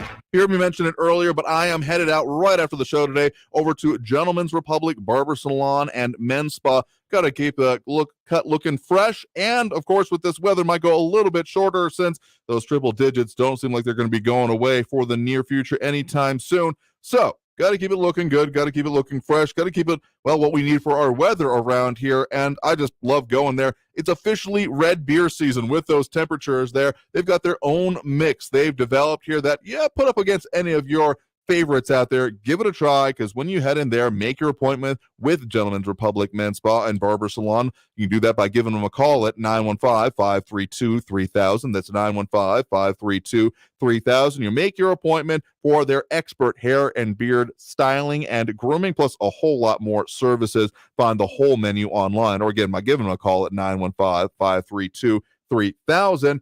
It is something that can be done and had with, well, a whole lot of enjoyment. I mean, it's a great atmosphere. Get your drink. Again, I'm going to recommend the red beer. That's what I'll be having today as I head over there with their own custom mix and a whole lot more. Don't forget, for those Father's Day present and maybe just a little bit more of a giveaway we got coming up, so stay tuned for more on those details. Plus, again, gentsrepublic.com or 915-532-3000. That's 915-532-3000. Traffic all day. News Radio 690. And an accident reported Gateway West before Yarborough at Vista de Oro Drive. Heads up, the power lights may be out Donovan Drive at Talbot because of an earlier crash that knocked down a power pole and knocked out power in the area. Border Highway, eastbound at Zaragoza, disabled vehicle blocking the right shoulder. And an accident reported Yandell Drive at Geronimo. Carrie Edwards, El Paso traffic. It's a grand in your hand. $1,000. No NFTs or ESGs. It's $1,000 straight to you. That is awesome. Listen every hour from 9 through 5 weekdays for your chance to win. A grand in your hand is brought to you by Approved Auto. Ride out in your new ride in less than an hour. Get payments as low as $159 a month. Worried about your credit? Don't sweat it. If you got your license and you got a job, they smell a deal. The deals are sweeter at Approved Auto, 8498 Alameda. This report is sponsored by Staples Stores. Staples Print and Marketing Services help small business print big with wide format signs and banners. Right now, get $10 off custom printed signs, banners, and posters when you spend $50 or more. Offer ends 7/2. Visit staples.com/thisisyoursign for details. This is your sign to print big at Staples. On the new true crime podcast Betrayal, a woman chronicles her fairy tale romance gone horribly wrong. Her husband's secret life destroyed their marriage, shook their community, and ultimately sent him to prison. Going through Spence's emails, Snapchat, whatever I could get my hands on. Just a punch in the gut every single time. Listen to Betrayal on the iHeartRadio app or wherever you get your podcasts. Brought to you by DuckDuckGo. Search, browse, and email privately, all for free with the DuckDuckGo app. Maybe you've had to put off a health appointment or two during the COVID-19 pandemic. But if you're 45 or older, there's one test you shouldn't put off any longer. Regular screening for colorectal cancer. Colorectal cancer is a leading cancer killer, but it can be prevented with regular screening starting at 45. There are more screening options than ever before, including at-home tests. It takes guts to put your health first. Ask your doctor about your options today. Visit cdc.gov/screening4life for more information. Chances are you're jamming in your car right now. And since Liberty Mutual customizes car insurance so you only pay for what you need, Limu and I are going to show you some safe car dance moves. Hit it. Everybody, check your blind spots real quick. Now hands on the wheel. Put them 10 in 2 and move your head like a bird do. Only pay for what you need at libertymutual.com. Liberty, liberty, liberty, liberty. Dear Dad, this year we're making Father's Day extra special with the Untucked shirts that you love. Untucked has the styles that'll make your summer great, from wrinkle-free shirts to performance polos and more. They're designed to be worn untucked, so you can always feel sharp even at your most casual. Father's Day is June 19th. If you still need a gift, check out the new summer styles at untucked.com or one of 80-plus Untucked stores. Use code DAD for 20% off your first purchase. Untucked shirts, designed to be worn untucked. El Paso's News Radio 690 KTSM. Live from the KTSM AM 690 studios, it's Talk El Paso with Andrew J. Polk. To be a part of the show, call 915-544-KTSM or follow on Facebook at facebook.com/Talk El Paso. Now here's your host, Andrew J. Polk. Thank you all so very much for joining us here for Talk El Paso, airing live on News Radio 690 KTSM. I'm your host, Andrew J. Polk. Thank you for tuning in, however you may be doing so. A lot of ways to get on the show. Of course, we got that phone line open right now. Comment coming in during the break about the appreciation for those segments that we have coming in from Estefania Seifert, with our news partners over there at KFOX 14, investigative reporter with them here. I mean, I've been appreciating them as well. I've always been wanting to get a little bit more focus on it here. We're a little bit limited with the ability we have to really delve into those subjects. So talking with her about even just some of the work that is going on there, I have found to be very useful. So if you appreciate it or not, I mean, you can let us know. Are there on the topics we got going on today? Again, some of the major ones we're talking about. A lot of action coming out City Council related to those local topics. City manager contract now being further again offered without that pay increase coming in as of this hour by my reckoning. And of course, there'll be a whole lot more discussion on that, I am sure. But then also Title 42. So again, during that news update, you may have heard that there was that addition from City Council doing that essentially increased emergency powers. Not a full emergency declaration to my understanding, but allowing there to be more response, deployment of staff, that kind of thing. A little bit more nimble response, I guess, would be another way to put it from the city here, because really, if you want to put a pin in it for the moment, we had that release of that approximately 100 people after being released from federal custody after applying for asylum, to my understanding, again, here in the U.S., that did not have capacity within the local nonprofit system. And that was kind of the real, I guess, wake-up moment for this current situation for local government, essentially. Because, sure, there had been the previous statements coming out from the city and the county, being more or less ready, but even that readiness appears to be getting outstripped by part of this. Now, our news partners over at KFox reporting that at least as of this morning, the ports of entry seem to be operating more or less as expected here. Coming out of that, of course, overturning or a stay on the removal of Title 42. That, of course, Trump-era pandemic policy. That is, again, policy is kind of a really grandiose phrase for this because it's a one-line executable if entering the country being removed. And it's being estimated to, in this sector anyway, approximately 65% of persons seeking to enter the country for any purposes, including asylum, being removed and or turned around, essentially. Though, of course, there are more complications when it comes to particularly the Mexico side of this whole equation. They're not accepting everyone, so just kind of doing the whole SpongeBob SquarePants Patrick Star taking the problem and pushing it over there.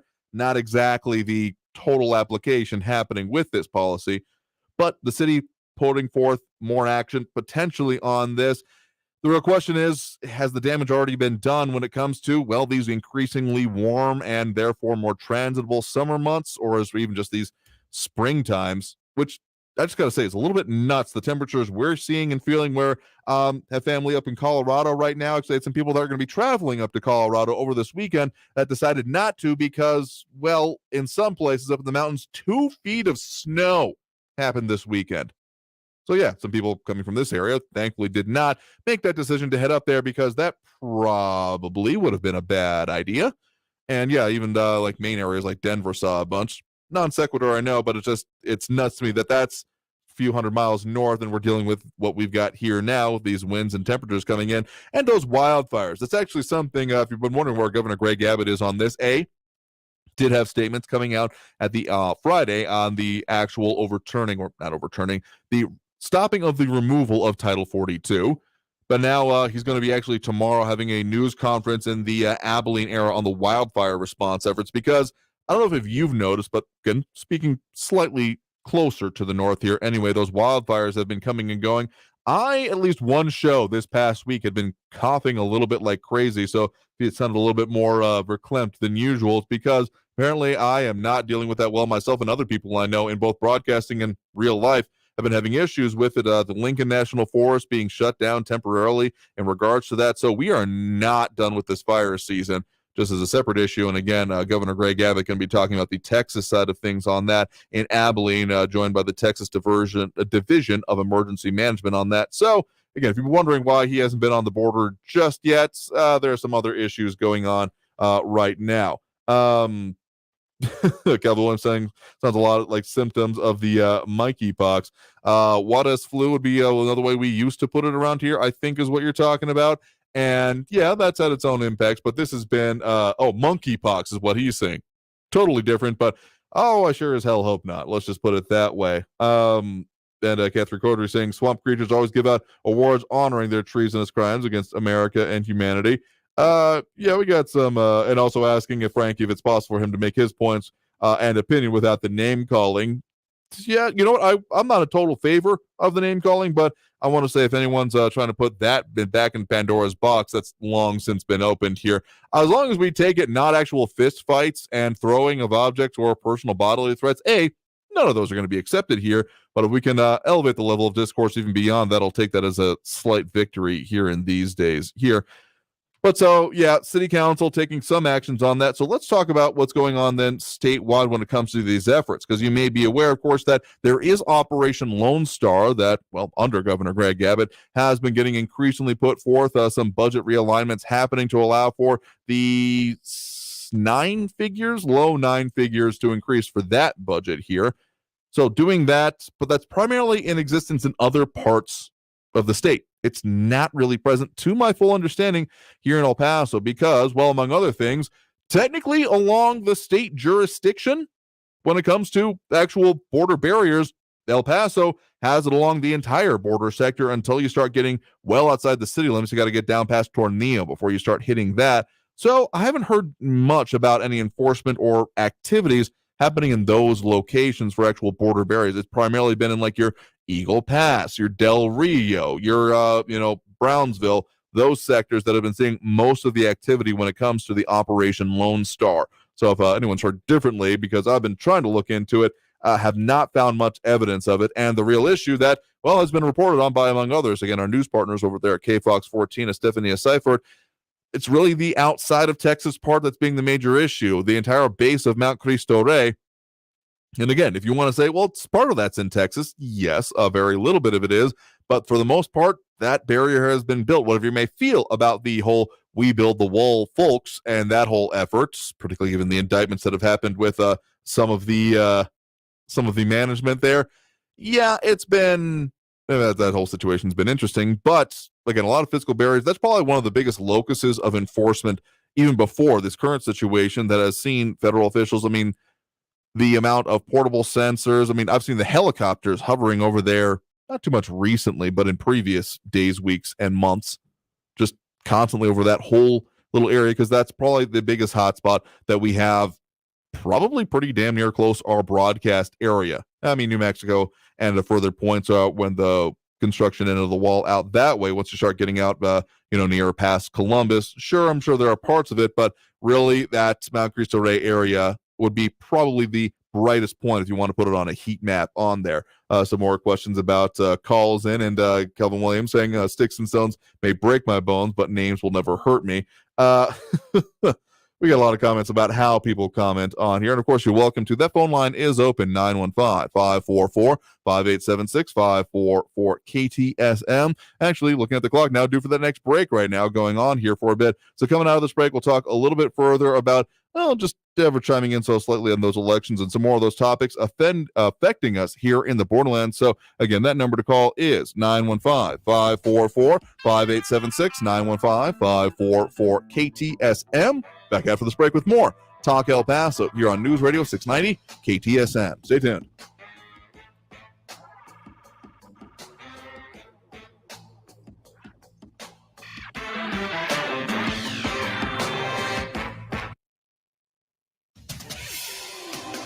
El Paso's News Radio 690 KTSM.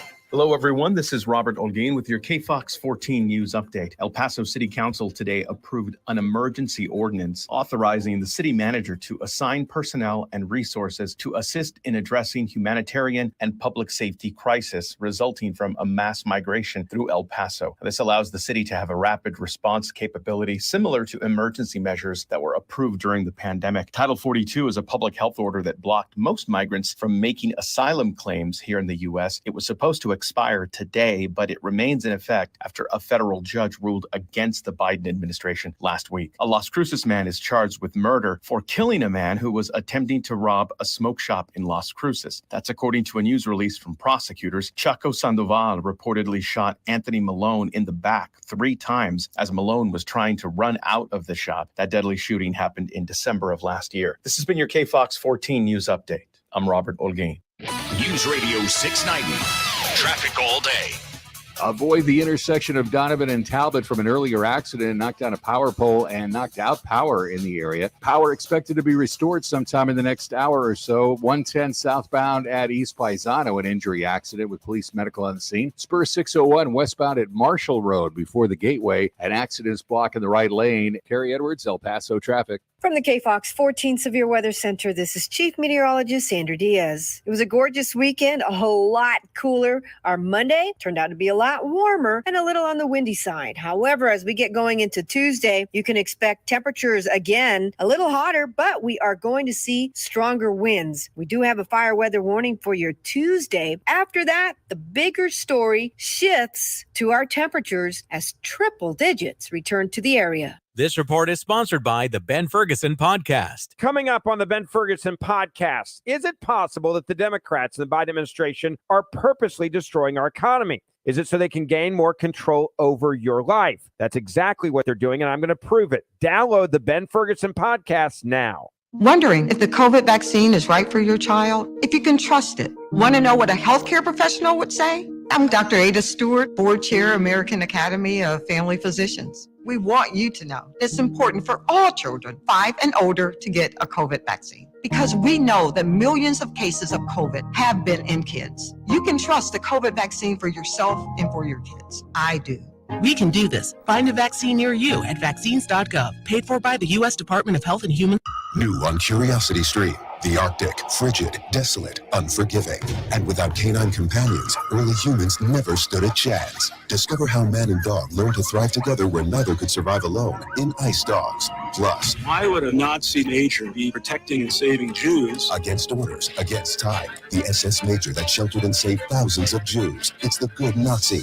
Watch now on Curiosity Stream. Annual plans are $20, just $1.67 a month. Visit curiositystream.com. Don't drive much. Don't pay much with pay-per-mile insurance from Allstate. Life is good when you're in the driver's seat. At Allstate, better protection costs a whole lot less.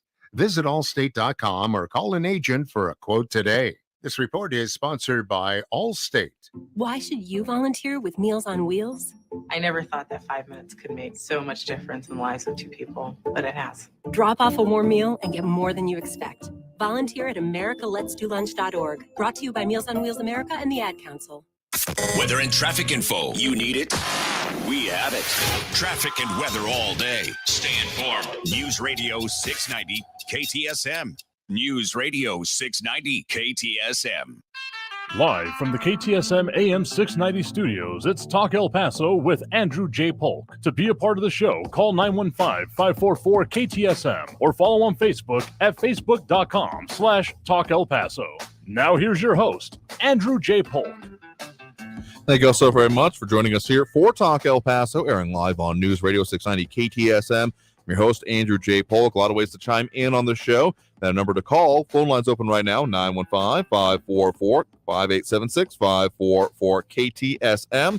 Some questioning certain callers here. Hey, we get the ability for anyone to chime in if they want to here, just during the week, Monday through Thursday anyway.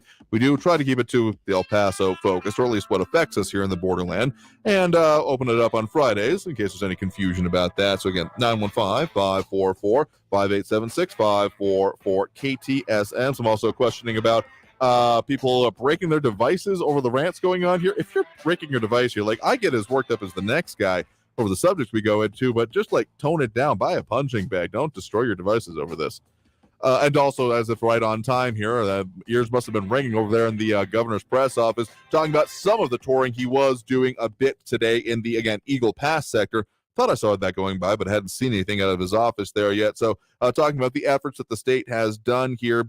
And someone else mentioned a little bit earlier with all of the city efforts, why not see a larger amount of reinvigoration of the Remain in Mexico policy? Again, MPP, Migrant Protection Protocol, is often called the Remain in Mexico policy.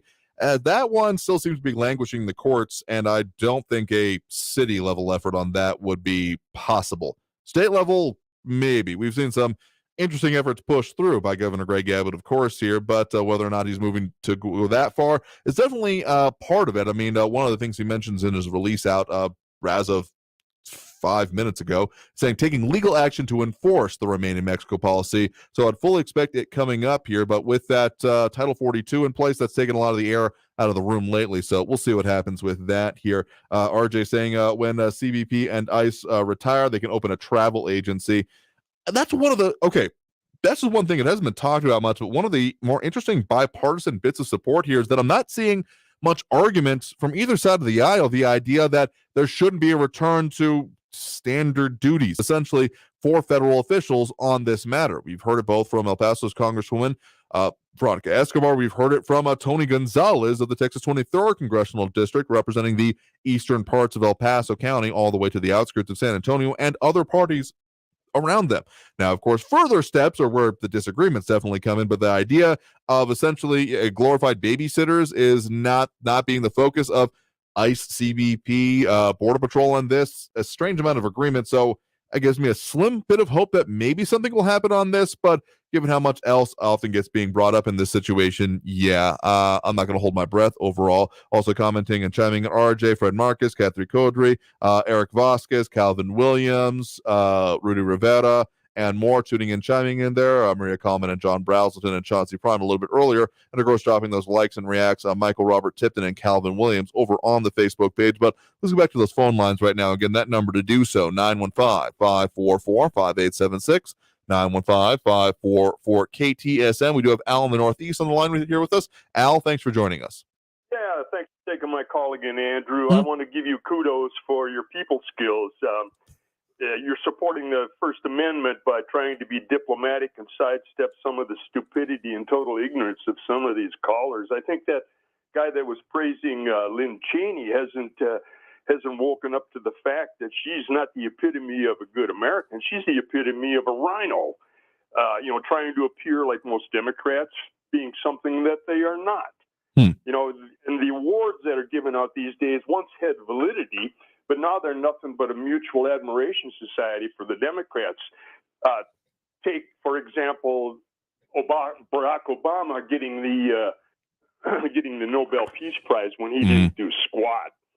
Yeah, I almost got to wonder if not even for political reasons, but if in the long run they might have been thinking back on that and being like, that may have been a bad decision here, given the incredible, vast explosion of the use of America's drone program over that.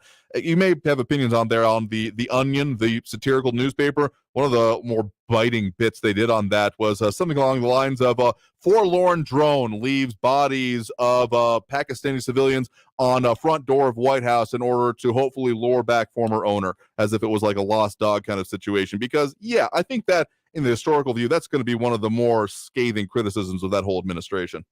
Well, I'm telling you, like I said, it's just a mutual admiration society. Back in Kennedy's day, maybe in the 60s, some of these awards had validity, as I said, and I'm repeating myself. But nowadays, they're just given out, as mutual admiration for people who want to appear to be something they're not, specifically the Democrats. Okay? Yeah, I think you got a point there. I mean, there's a whole concept of honor, how it's given, that you either get it from your peers or for those above you. And when given correctly, increases stature, those kind of things. But when it's a mutual admiration society, there's a different phrase I might tend to use that involves the terms circle and a certain particular motion that I'm not going to say on radio here. You're right on that, and thanks for the euphemistic reference there. But, people like Pelosi and these people that are in charge now, I'm wondering what they're going to do to maintain their lavish lifestyle once they've destroyed this society. That might be a question for Friday. Fair enough. Thanks for taking the call, Andrew. No, sure thing. Thanks for the point in the call. Do appreciate it here. I mean, whenever we got otherwise unpolitical organizations getting political, and I know there's more than a few out there that say that, well, they're just standing up for certain things, and this can apply a variety of ways here. And Calvin Williams is letting us know, once again, you can always write in Calvin Williams III when you vote. What could it hurt here? I don't think you want to get into some of these. This is also a primary runoff, so I think you missed the bus on this one. But, November, that would be the time for write-ins here, because if you're not on the ballot already, you missed the boat on this one, my dude. But good luck with it anyway. Any case, on the current topic there, what Al was bringing up, the idea of people not being what they say they are. I mean, there's a phrase that I think about more than a little bit. How do you know that a politician is lying? Their lips are moving. And the differences in promises between what they say during the campaign trail and then what goes into place. Kind of an extreme version I've heard described of the difference between, dating and then being married. So if you have that kind of a marriage, please seek help. There's domestic violence help out there. Please seek help. Anyway, point is that, holding people accountable, well, that's one of the reasons that we do the candidate interviews that we do. Getting people informed is, say, just basic level thing that we clearly need in this community and will continue to do so. But it's propaganda, but that's another way to describe the circle, RJ saying here as well. But no, seriously, that being informed about what candidates are saying and having it documented, that's the important thing. Because if, someone gives you a phone call and says, oh, no, I'm totally going to do it, and then they don't do it, and you say, what do you say? You said you were going to do it. And they said, I never said that. You can't prove I said that. Well, let's just say that's the kind of logic you need to apply to elected officials. Because if you don't have something you can say, no, you said this. You said this was going to be a priority. What happened? That's I think, one of the better ways that particularly local media in general can be effective in, again, accountability. The ability to say, no, this is what you put forth. Where are we on that? Which is why when we have on candidates and then talk with them in elections and afterwards we say, okay, this is one of the major issues you brought up and we're on to focus on. Where do we stand on that? Because keep holding elected officials accountable, that's basics. That's very basic and something that is, again, not totally been focused on. I don't think we're better off for it, among other things here. Chauncey Prime back on the idea of the border policy, saying, I believe many of the border policies are going to bite Dems in the end. There are many Mexicans that come here to work every day legally and have immigrated here legally that don't agree, going on to say, with the current policies being enforced right now. I do think that we're definitely in a lot of ways. It's not even just a one sowing of the lightning and reaping the whirlwind. We're just it's constant process. It's a never-ending harvest, which is a disturbing implication here, I guess you could say, because that's one other thing we want to mention today about the supply chain issues. But seriously, I think that we are seeing differences and changes in the downward direction for approval ratings for this administration. And sure, we're just barely in the midterms coming up again in November, but proof is in the pudding and the buck stops here are two very persuasive phrases that don't get said a whole lot anymore, but are still influential to me, and I think more than a few others, when it comes to, okay, how do you actually evaluate a presidency? Because, sure, there's a whole lot of, circumstances beforehand dealing with the last administration. You hear from every administration. But if it's you can't do anything about it, that's not even just ineffective, it's feckless. It's you don't have any ability to change the circumstances. I mean, sure, the baby formula thing has been quite the bit of focus lately, but we're looking at other further implications. I mean, we have actually over on our website right now concern about the supply of wheat. And of course, that does relate to the Ukraine crisis. But the title over on our website, KTSMradio.com, world has 10-week supply of wheat remaining. Quote, this is seismic, expert says. So when it comes to supply chain issues, we're nowhere near done with them. We're going to have some conversations further in the week on that issue here. But the supply chain, I mean, you pick any of them, baby formula, wheat, freaking peanut butter. That one came out of left field for me. And I know there's a lot of further commentary that is happening on that, on why this is coming into place and happening, and some other theories on it. Let me just say, the one that I find the most persuasive on this whole subject is the idea that we have entrusted some very critical processes through the spending of our dollars into the hands of a relative few. And no, I'm not talking about any kind of a shadowy group or anything. I'm just talking about the literal corporations that are in charge of this. The centralization, sure, there may be a million brands out there, but it comes down to, for a lot of industries at the top level, 4 or 5. And sure, you may think, well, that's still plenty of choices, isn't it? But we're talking about nationally, that's the management of this. And I mean, we're talking about, with baby formula, one plant. With this whole peanut butter situation, like 1 or 2 plants being compromised, and therefore the entire national supply of this whole product essentially going down. It's a problem. One of the things that did strike me is that actually, with all the supposition about, and of course now the federal activity, actually using military flights to bring in thousands of pounds at a time of baby formula, that most of it is manufactured in the U.S. I had some others here had assumptions about where it was actually being made that I was corrected on. RJ saying, Rip Van Winkle can't believe immigration reform hasn't passed yet. Yeah, because you want to talk about a kicking of a can going on since, some have said Bush, some have said Reagan, practically. And I think, and of course, intervening in administrations in between, but just going back to it, I'm not talking about second Bush, I'm talking about first Bush. That there hasn't been too much substantive happening since that point, because everything else has been. I mean, you may think like, well, there's been big efforts in the meantime, hasn't there? Sure. DACA, DAPA, MPP, all these wonderful TLAs that have come forth and that we just can't seem to get past. None of that is actually legislation. It's just executive policy. So that's more than a little bit of a problem with how we go about this, and why I am still, even when we talk about, oh, there's so many problems, anytime a legislator says anything about this, I'm like, cool, go and do something about it. Because you passing something, okay, even if you're saying, well, the Biden administration won't let us do it, you know what? I'm kind of past caring about that at this point. Because if you're saying, well, we're going to do what's more effective, then why all these symbolic votes on things that don't matter? That's never stopped you before if you're of that persuasion, trying to make sure, just make a point through passing it. And it would put them on the record as saying, no, we won't do it, and force maybe something. There's the ramping up rhetoric about this and keeping it only at that level, I find not useful in any real substantive way to dealing with our current situation. So, yeah, let's just say, as we've seen the example out of City Council with the outcry and the people unhappy with the situation, even if they have, once again, put forth the contract extension, but without the pay increase, well, the specific pay increase, shall we say, the 5%, to my reading, still seems to be brought in. But the response has been literally noted by our elected officials at this level anyway of being a part of it.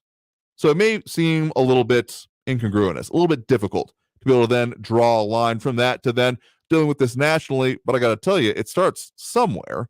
And where else if not here? Why not here? So getting involved, being a part of it, going out to vote ever so slightly, an important bit of it here. So tell you what, we got to take that last break right now. Coming out of this break, we'll close out the show, tell you what we got coming up for you, and a whole lot more.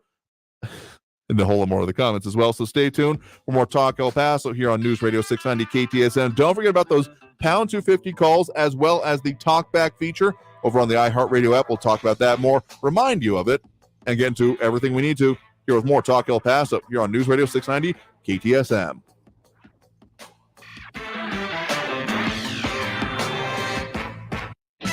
Traffic all day. News Radio 690. Avoid the intersection of Donovan and Talbot from an earlier accident, knocked down a power pole and knocked out power in the area. Power expected to be restored sometime in the next hour or so. 110 southbound at East Paisano, an injury accident with police medical on the scene. Spur 601 westbound at Marshall Road before the Gateway. An accident is blocking the right lane. Kerry Edwards, El Paso traffic. This report is sponsored by Wendy's $5 Biggie Bag. Wendy's Biggie Bag is still just $5. Get a double stack junior bacon cheeseburger or crispy chicken BLT plus 4-piece nugs, small fries, and a small drink. Grab your bag at Wendy's today. U.S. price and participation may vary. Prices may be higher in Alaska and Hawaii. On the podcast Paradise Lost, Crime in Miami, 2 South Florida natives examine their state's most notorious true crime cases. Each episode exposes the dark underbelly of the Sunshine State. Beaches, nightlife, and tropical weather may be what folks think of when they think Florida. But as Miami natives, we like to say that South Florida is a sunny place for shady people. Listen to Paradise Lost, Crime in Miami on the iHeartRadio app or wherever you get your podcasts. Maybe you've had to put off a health appointment or two during the COVID-19 pandemic, but if you're 45 or older, there's one test you shouldn't put off any longer. That's your regular screening for colorectal cancer. Colorectal cancer is the leading cancer killer, but can be prevented with regular screenings starting at age 45. There are more screening options than ever before, including at-home tests. It takes guts to put your health first. Ask your doctor about your options today and visit cdc.gov/screenforlife for more information. Chances are you're jamming in your car right now. And since Liberty Mutual customizes car insurance, so you only pay for what you need, Limu and I are going to show you some safe car dance moves. Hit it. Everybody, check your blind spots real quick. Now hands on the wheel. Put them 10 in 2 and move your head like a bird do. Only pay for what you need at libertymutual.com. Liberty, liberty, liberty, liberty. Dear Dad, this year we're making Father's Day extra special with the Untucked shirts that you love. Untucked has the styles that'll make your summer great, from wrinkle-free shirts to performance polos and more. They're designed to be worn untucked, so you can always feel sharp even at your most casual. Father's Day is June 19th. If you still need a gift, check out the new summer styles at untucked.com or one of 80-plus Untucked stores. Use code DAD for 20% off your first purchase. Untucked shirts, designed to be worn untucked. Teens in foster care will love you, even if you don't know the lingo. Dad bod, noun. The result of the occasional donut, always washed down with confidence. Brought to you by the U.S. Department of Health and Human Services, Adopt U.S. Kids, and the Ad Council. Visit adoptuskids.org. News Radio 690 KTSM El Paso. Live from the KTSM AM 690 studios, it's Talk El Paso with Andrew J. Polk. To be a part of the show, call 915-544-KTSM or follow on Facebook at facebook.com/Talk El Paso. Now here's your host, Andrew J. Polk. Thank you so very much for having joined us here for Talk El Paso, airing live on News Radio 690 KTSM. Been your host, Andrew J. Polk. Covered a lot of ground here today, but of course, we got more things coming up for you in future shows. Among other things, more on some of the specific aspects of the supply chain issues. We'll be getting into that.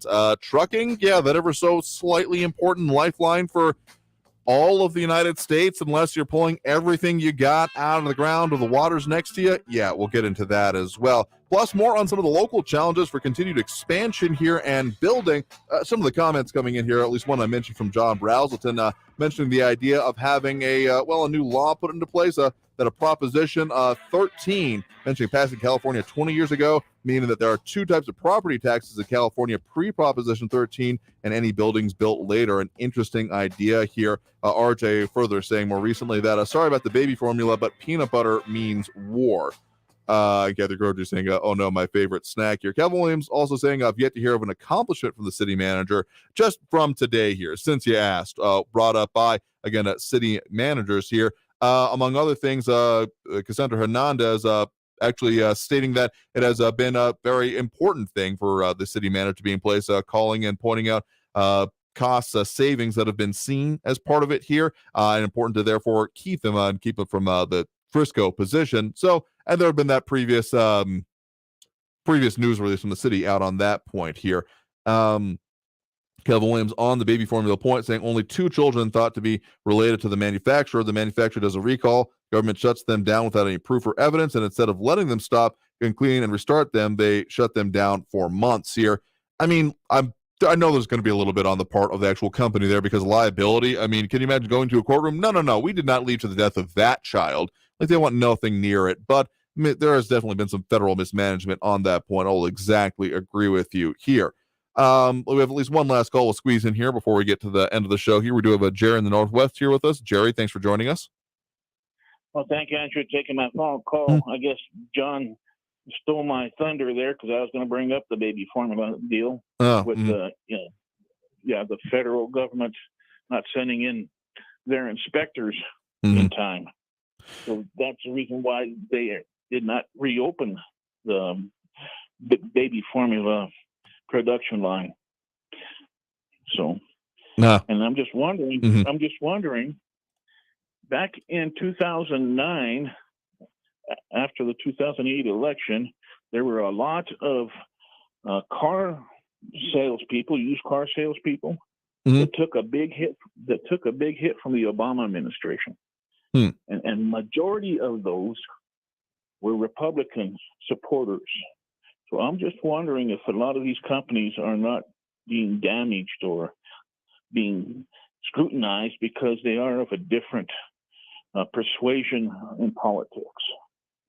So I think if that's going to come down to it, let's just say there's got to be some hell to pay for that, because if that's what's really then causing this as an issue, yeah, that's a problem. And I know there's been previous, I mean, the only thing that comes to mind right off the top of my head is under previous administrations when the IRS was being accused of, shall we say, targeting, and how well that didn't go for some of them there, even if there are further concerns that they may have stuck around. Yeah, that would be the kind of a thing warranting an investigation.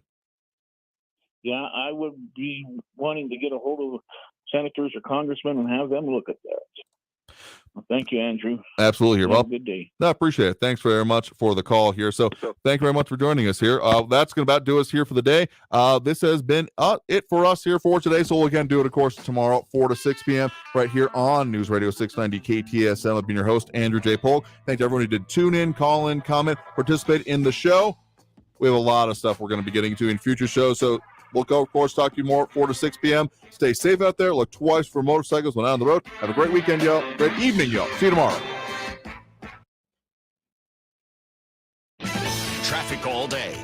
News Radio 690 On the 10 eastbound at Airway Boulevard, watch for a crash with injuries. Police and fire on the way to that. Gateway Boulevard westbound before Yarborough at Vista del Oro Drive. And El Paso police still asking you to avoid Donovan and Talbot, that intersection there. A power pole was knocked down from an earlier crash, knocked out power for a 5-block radius. Harry Edwards, El Paso traffic. Hey El Paso, Ivan Ochoa here, General Manager of Sunland Park Chrysler Dodge Jeep Ram. Once again, we were El Paso's #1 dealer in Chrysler, Dodge, Jeep, Ram sales in April. Thank you, El Paso and surrounding areas. The Memorial Day sales event starts now at Sunland Park Chrysler, Dodge, Jeep, Ram, Fiat. And there's never been a better time to get more for your old car, truck, or SUV. Even if you owe thousands more than it's worth, we want it. So you can save big on every new and certified pre-owned vehicle in our huge inventory. 2022 Ram 1500 trucks with 0 APR for 60 months. All new 2022 Jeep Wagoneer full-size SUV with third row seating. 0 APR for 60 months. 0 payments for 90 days. Plus, we have aggressive lenders with great rates and terms, even if your credit is less than perfect.